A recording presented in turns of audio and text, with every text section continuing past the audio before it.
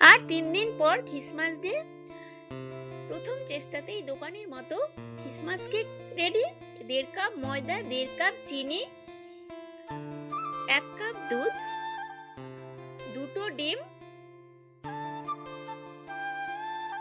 1/2 cup সাদা তেল, 1 চামচ বেকিং পাউডার দিয়ে ভালো করে হুইস্কার দিয়ে মিশিয়ে নাও।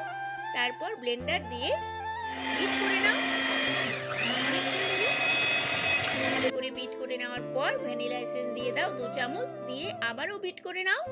এদিকে কড়া বসিয়ে কড়াতে লবণ দিয়ে একটা বাটিতে সাইজ মতো কাগজ দিয়ে তেল লাগিয়ে তারপর এখানে ঢেলে ব্যাটারটা ঢেলে তারপর বসিয়ে দাও। 40 মিনিট পর খুলে দেখবে কেক রেডি। তবে আর দেরি কেন, এখনই বানিয়ে ফেলো দোকানের মতো খ্রিসমাস কেক। Bye bye.